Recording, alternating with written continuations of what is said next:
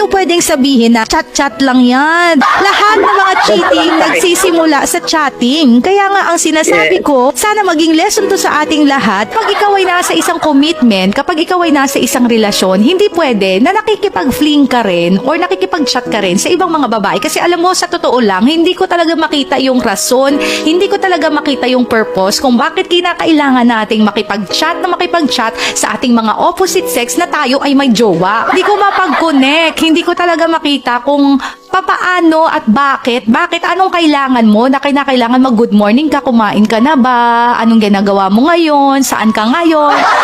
Bakit natin kinakailangan gawin yon? Wherein, meron tayong isang commitment, meron tayong karelasyon. At kung hindi kontento yung sa atin yung isang tao, pakawalan nyo na lang. Kasi ikaw at ikaw lang din ang masasaktan. Lagi kang hindi magiging enough. Lagi kang hindi magiging sapat. Hahanap at hahanap siya ng iba. Ulit-ulit lang na masasaktan ka. I think red flag na yon. Kasi diba, tinuturo ko sa inyo dito, sa isang relasyon, maraming mga red flags. Pag hindi natin in-avoid yung isang tao at hindi natin in-stop yung relationship natin sa isang tao, despite of all the red flags, tayo rin yung magiging kawawa sa huli. Ito yun eh. Kung mahal ka niya, hindi siya magbibigay ng oras sa iba. Kung mahal ka niya, hindi siya maghahanap ng iba. Pwede kasing sabihin na mahal kita, I love you, pero wala sa gawa. Pwede niyang sabihin na mahal kita, ikaw lang talaga. No. Kasi pwede natin sabihin sa isang tao na mahal natin siya, pero hindi naman nakikita sa ating gawa.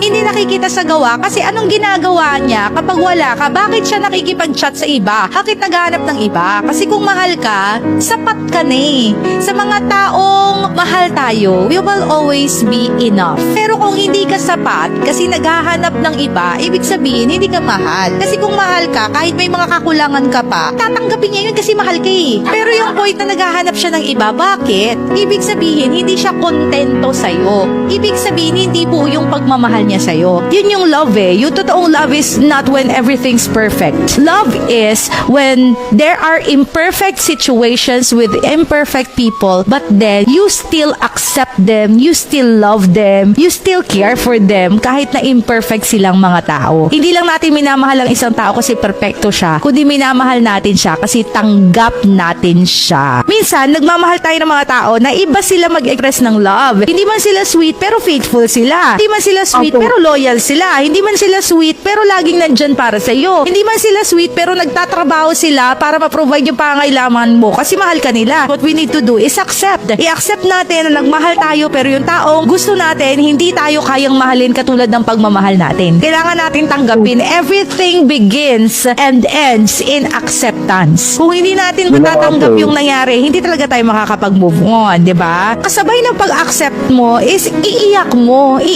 ilabas mo. Kung nalulungkot ka, nalulungkot ka.